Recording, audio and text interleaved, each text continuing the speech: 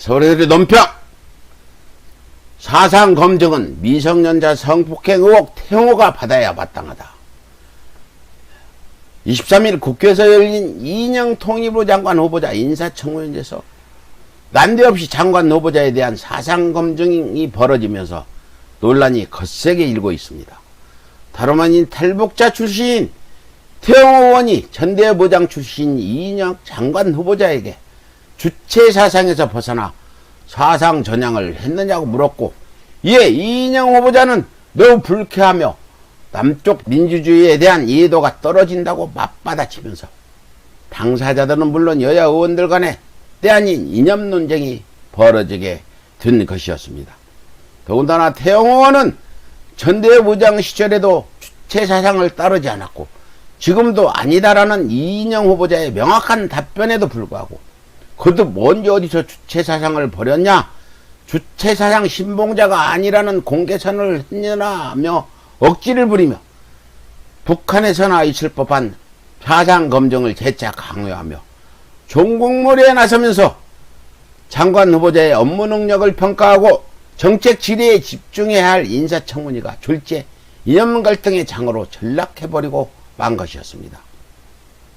이처럼 미래통합당이 탈북자 의원을 선봉장으로 내세워 60항쟁 이전에 공안정국을 조성해 국민을 압제했던 군부독재 시절에나 성행했던 사상검증까지 다시 끄집어내어 이념 논쟁을 유발하는 이유는 바로 코로나 전국과 총선 완패로 말미암아 존재감을 잃은 미래통합당이 또다시 남남 갈등을 유발해 보수층의 지지를 결집해보려는 정치 공작의 일환으로밖에 볼 수 없다 할 것입니다.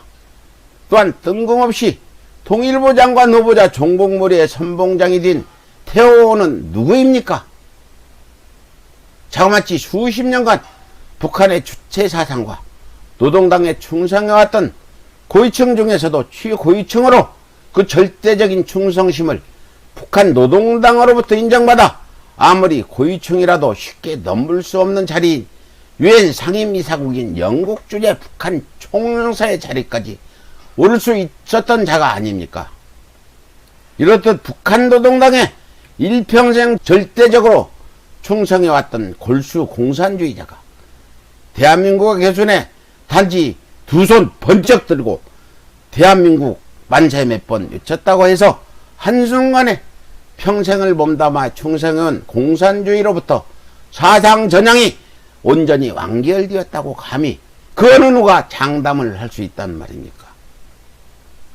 더군다나 총선 전인 지난 2월 26일 북한 선전 매체는 태용호 의원이 국가자금 횡령죄, 미성년 강간죄와 같은 온갖 더러운 범죄를 다 저지르고 도망친 천하의 속물이라며 비난한 바 있습니다. 물론 북한이 국제적으로 고립되어 있어 태용호 의원의 범죄 여부를 일일이 검증할 수도 없기에 북한의 일방적 주장을 그대로 받아들이기는 무리가 따를 수밖에 없을 것입니다. 그러나 북한 노동당 최고의 권세를 누려왔던 태용호 의원이 뭐가 그리 아쉬워서 평생을 읽어왔던 모든 기득권을 단숨에 버리고 귀순을 했겠습니까?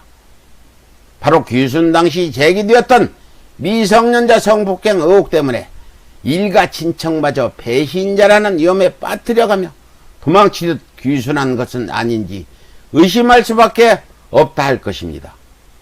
무엇보다 가장 큰 문제는 만화 하나 태용호 의원이 북한의 주장대로 흉악한 범죄자였다면 대한민국 국회의상이 크게 훼손될 뿐만 아니라 국가와 국민의 생사가 달린 중대한 국정이 명확한 검증이 불가능한 태용호 의원으로 인해 자칫 농락이라도 당하게 된다면 나라가 돌이킬 수 없는 중대한 위기에 처할 수도 있다는 것입니다. 자고로 10길 물속은 알아도 한치의 사람의 속은 모른다고 하였습니다.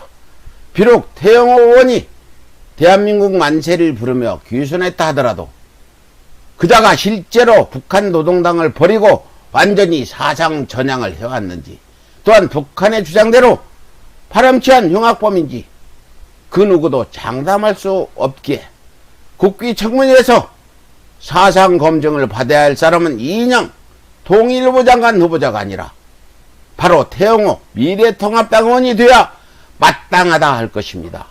이상 서울의 소리 논평이었습니다.